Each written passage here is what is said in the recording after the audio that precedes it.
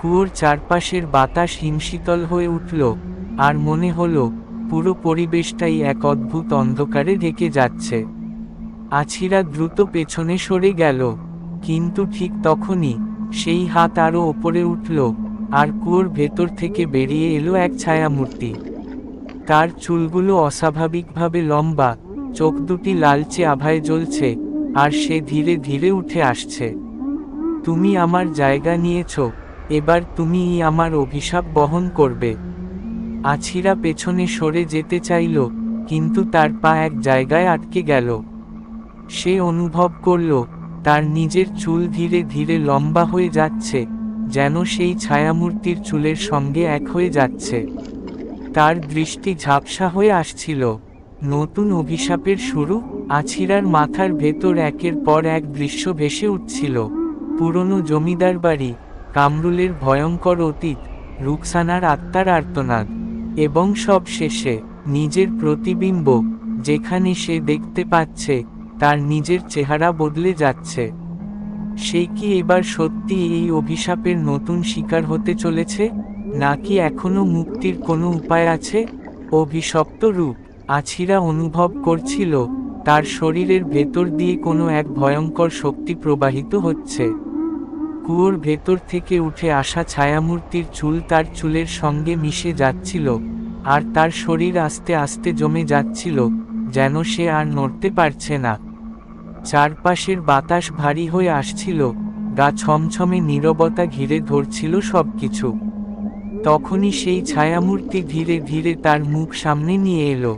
আছিরা আতঙ্কে চোখ বন্ধ করে ফেলল। তুমি এখন আমার অংশ। শীতল কণ্ঠটা তার কানের পাশে প্রতিধ্বনিত হলো। তার মাথার ভেতর অসংখ্য ছবি ভেসে উঠতে লাগলো। একটা ধ্বংস হয়ে যাওয়া বাড়ি, রক্তে ভেজা মেঝে, একটা চিৎকার, আর তারপর গভীর অন্ধকার। পরিচয়ের উন্মোচন। হঠাৎই আছিরার কানে আরেকটি কণ্ঠ ভেসে এলো, একটা কোমল অথচ ব্যথাভরা স্বর। তুমি আমাকে ভুলে গেছো, আছিরা? আছিরার চোখ ধীরে ধীরে খুলে গেল। তার সামনে দাঁড়িয়ে থাকা ছায়ামূর্তিটি এখন আরো স্পষ্ট হয়ে উঠছিল। এটি রুকসানা ছিল না, এটি ছিল এক অচেনা নারী। কিন্তু তার চোখ, তার মুখের গড়ন এতটা চেনা লাগছিল কেন? তখনই সেই নারী ফিসফিস করে বলল, আমি তোমার পূর্বজ। অতীতের রহস্য। আছিরা বিস্ময়ে জমে গেল। পূর্বজ? নারীটি মাথা নিচু করল, তার লম্বা চুল মাটিতে ছড়িয়ে পড়ল। এটাই আমার শাস্তি। আমি এই অভিশাপের প্রথম শিকার, আর এখন তুমিও আমার মতো হয়ে যাচ্ছ। আছিরার মনে সবকিছু ধীরে ধীরে পরিষ্কার হয়ে আসছিল। এই অভিশাপ শুধুমাত্র রুকসানা বা কামরুলের কারণে সৃষ্টি হয়নি। এর শিকড় আরও গভীরে ছিল, অনেক পুরনো ইতিহাসের সঙ্গে জড়িয়ে ছিল। তাহলে কি এই অভিশাপ চিরকাল চলতেই থাকবে? শেষ না হওয়া লড়াই। আছিরা জানত, সে যদি এখন কিছু না করে, তবে এই অন্ধকার তাকে চিরতরে গ্রাস করবে। সে প্রচণ্ড জোরে চিৎকার করল, আমি এই অভিশাপ বহন করব না।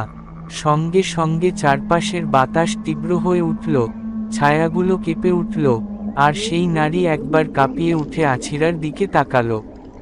তার চোখে যেন কিছু একটা নরম হলো। তুমি কি সত্যিই মুক্তি পেতে চাও?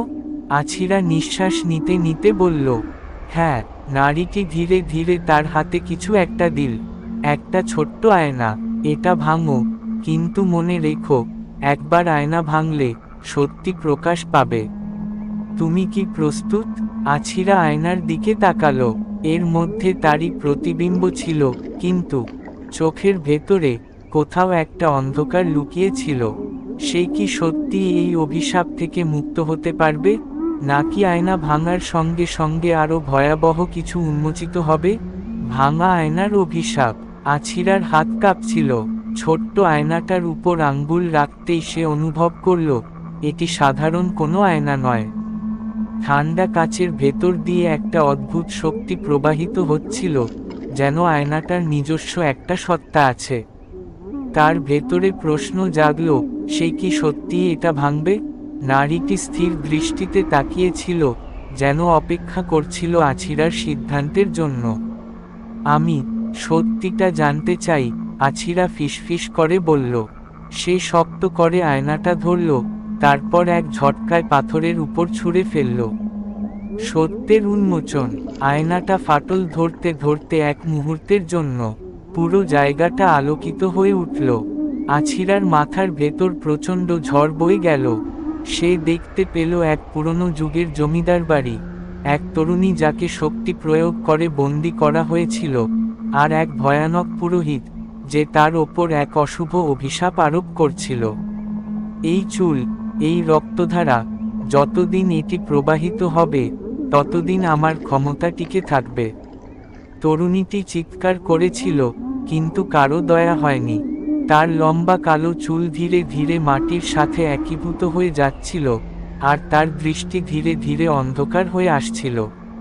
এটাই ছিল সেই নারীর গল্প যে প্রথম এই অভিশাপের শিকার হয়েছিল। এটাই ছিল আছিরার পূর্বজ, আতঙ্কের পুনর্জন্ম। আছিরা ধাক্কা খেয়ে মাটিতে পড়ে গেল, আর সেই মুহূর্তেই কুয়ার ভেতর থেকে এক বিস্ফোরণের মতো শব্দ হলো। ধোঁয়ার মতো কিছু একটা উপরে উঠছিল, সেই অভিশপ্ত আত্মা মুক্তি পেয়ে যাচ্ছিল। আছিরা উঠে দাঁড়ানোর আগেই তার চারপাশে সবকিছু কাঁপতে লাগলো। কুয়োর ধারে দাঁড়িয়ে থাকা ছায়ামূর্তিটি ধীরে ধীরে মিলিয়ে যাচ্ছিল, কিন্তু তার চোখ দুটি একবার শেষবারের মতো আছিরার দিকে তাকালো। তুমি সত্যি মুক্তি চাও, আছিরা? আছিরার কণ্ঠ শুকিয়ে গিয়েছিল। সে জানত, একবার সে হ্যাঁ বললে তার জীবন চিরতরে বদলে যাবে। সে কি সত্যি এই অভিশাপের শেকল ভাঙতে পারবে, নাকি কিছু ভুল করতে যাচ্ছে যা আরও বড় বিপর্যয় ডেকে আনবে?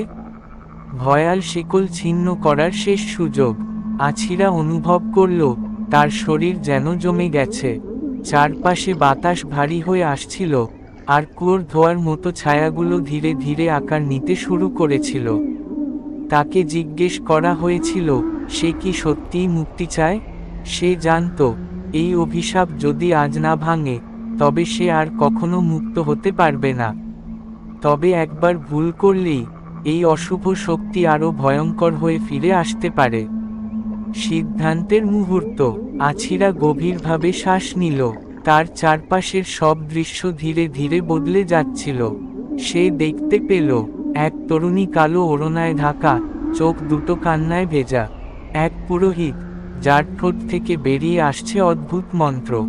এক ভয়াল শক্তি যা দীর্ঘকাল ধরে এই অভিশাপের ভার বহন করে চলেছে। এবং সবশেষে নিজের প্রতিচ্ছবি, যেখানে তার চুল কালো ধোঁয়ার মতো ছড়িয়ে পড়ছে, ঠিক সেই প্রথম অভিশপ্ত নারীর মতো। আছিরা বুঝতে পারল সে আর বেশি সময় পাবে না। শেষ লড়াই। তার হাতে তখনও আয়নার ভাঙা টুকরো ছিল। সে আয়নার একটা ধারালো টুকরো তুলে নিল, আর নিজের লম্বা চুল শক্ত করে ধরল। আমি এই অভিশাপ মেনে নেব না, সে চিৎকার করে উঠল। তারপর এক ঝটকায় নিজের চুল কেটে ফেলল। অন্ধকারের অবসান। এক মুহূর্তের জন্য সবকিছু নিস্তব্ধ হয়ে গেল। তারপর একটা বিকট চিৎকার চারপাশ কাঁপিয়ে তুলল। কুয়োর ধোঁয়া উঠে গিয়ে মিলিয়ে যেতে লাগলো, আর ছায়াগুলো একে একে অদৃশ্য হয়ে গেল। ছায়ামূর্তিটি ধীরে ধীরে ভেঙে পড়ল, তার চোখের লালচে আভা নিভে গেল। কিছুক্ষণ পর সবকিছু শান্ত হয়ে গেল। নতুন ভোরের প্রতিশ্রুতি। আছিরা ধীরে ধীরে উঠে দাঁড়ালো। তার চারপাশে আর কোনো অন্ধকার নেই, বাতাস এখন হালকা, শান্ত। কুয়োর পানি স্বচ্ছ হয়ে গেছে, সেই কালো ধোঁয়া আর নেই। সে আয়নার শেষ টুকরোগুলো মাটিতে ফেলে দিল, আর অনুভব করল তার মাথার ভেতরের ভার এখন লাঘব হয়েছে। সে জানত এই অভিশাপ চিরতরে শেষ হয়েছে। তবে তার মনে একটা প্রশ্ন থেকেই গেল, এই অভিশাপ সত্যিই কি শেষ, নাকি কোথাও কেউ আবার এই কুয়োর ইতিহাসকে জাগিয়ে তুলবে? অভিশপ্ত চক্রের নতুন শুরু। আছিরা ভাবছিল সবকিছু কি সত্যিই শেষ হয়েছে। কুয়ো এখন নিস্তব্ধ, কালো ধোঁয়া নেই, ছায়ামূর্তিও অদৃশ্য হয়ে গেছে। সে লম্বা শ্বাস নিল। তার চুল এখন আগের চেয়ে ছোট, তবে মনটা হালকা লাগছিল। কিন্তু যখন সে পেছনে তাকালো, তখনই তার রক্ত হিম হয়ে গেল।